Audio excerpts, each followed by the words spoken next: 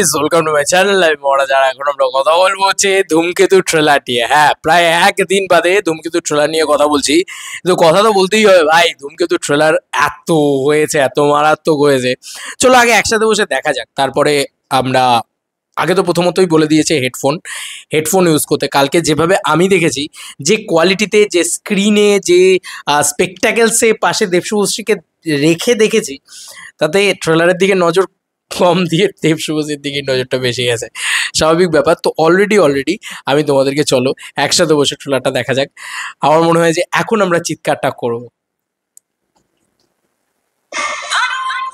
Wait ভাই, এটা কি সিন ছিল, আরেকবার।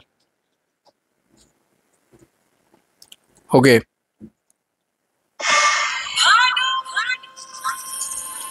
ওরে ভাই, তুষার ঝড় দেখিয়েছে রে ভাই। সে ভার্টিক্যাল লিমিটের মতো জিনিসপত্র দেখিয়েছে বাংলা ছবিতেই প্রথমবার। হলিউড তো কেটেছে কি সুন্দর ভাবে ভাই। ও কি লুক ভানু। ওরে মাস অবতারে মেগা স্টার জেগেছে।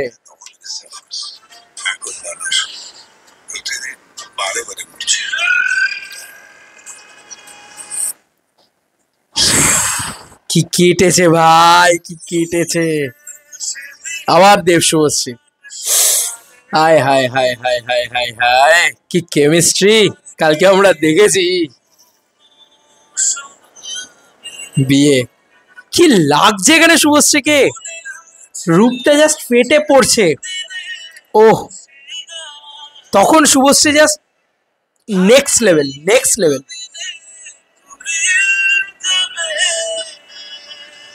হায় হায়, এই গানটা যেন দেবশুভশ্রীর জন্যে ছিল। আমি যা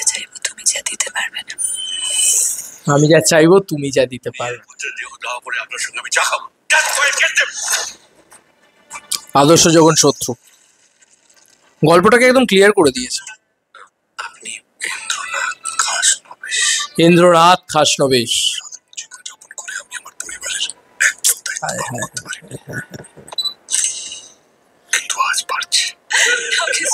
ওহ ওয়াও, কত স্পন্টেনিয়াস। জামা কাপড় কাগজপত্র মতো তোকে যদি এক্ষুনি শেষ করে দিই, কালকে কেউ টের পাবে না। তুমি কোথায় যাচ্ছ বলো? কোথায় যাচ্ছ? দারুণ দারুণ দারুণ। জীবন দিয়ে ভালোবাসা, ভালো করে দেখো।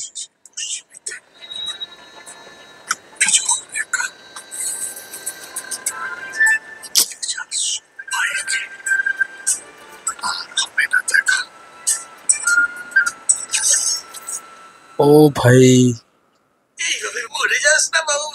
ওরে কি পারফরমেন্স রুডির। ভূতের কোনো মৃত্যু হয় না।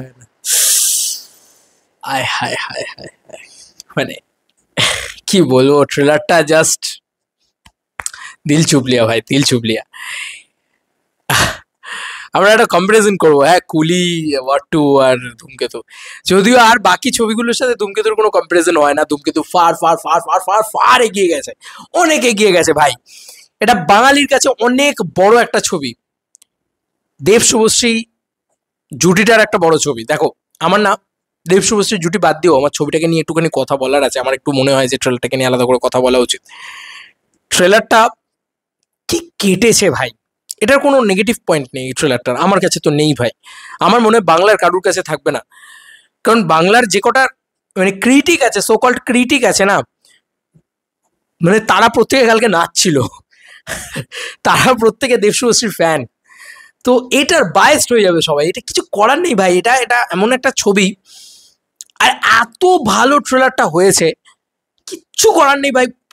কোনো রিভিউয়ার কোনো কিছু আর এটার জন্য ওয়ার্ক করছে না। এটা সবকিছুর ঊর্ধ্বে চলে গেছে, রিভিউর ঊর্ধ্বে চলে গেছে এই সিনেমাটা, আমি তো তাই বলবো।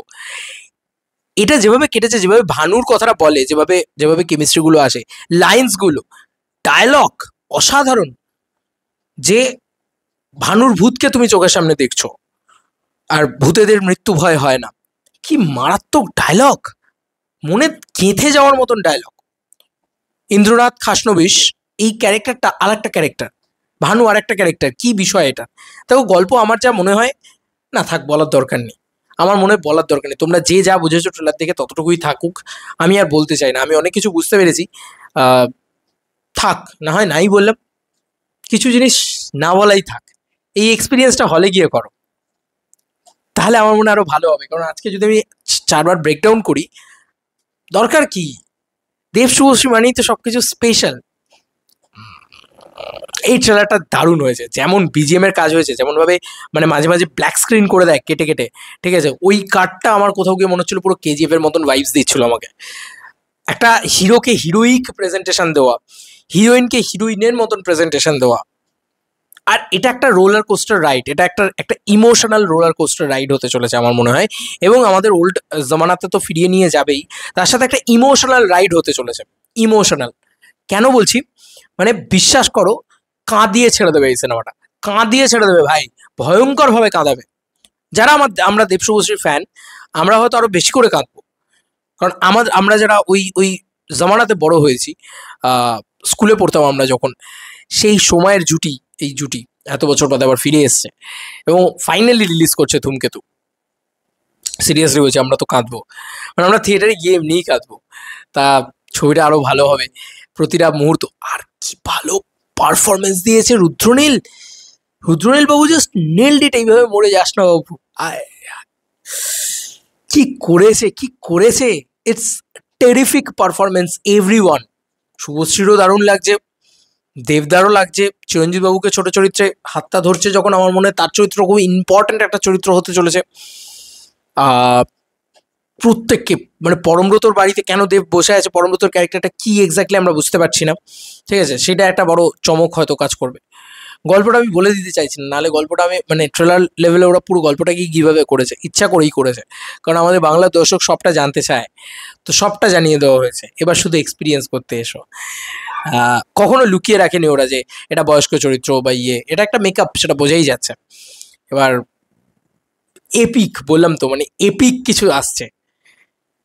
এটাকে যদি তুমি বলো, শুভশ্রী একটা খুব সুন্দর কথা বলেছিল যে জনার ম্যাশআপ আছে এটার ভিতরে। এটাকে যদি তুমি বলো রোম্যান্টিক ছবি, তো রোম্যান্টিক গল্প আছে, তুমি যদি বলো থ্রিলার, তো থ্রিলার আছে, তুমি যদি বলো দেশপ্রেমের ছবি, তো দেশপ্রেমের ছবি আছে, তুমি যদি বলো ট্র্যাজেডি, তো ট্র্যাজেডি আছে, তুমি যদি বলো ইমোশনাল ফিল্ম, তো ইমোশনাল ফিল্ম আছে।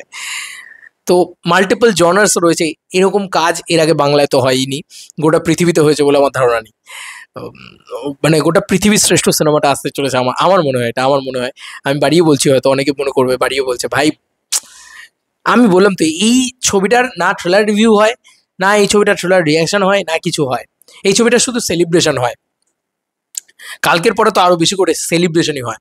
আমি পারবো না ভাই, আর পারবো না, মানে এর খুঁত খুঁজে বার করা অসম্ভব, বাংলার কারোর পক্ষে তো আরোই অসম্ভব।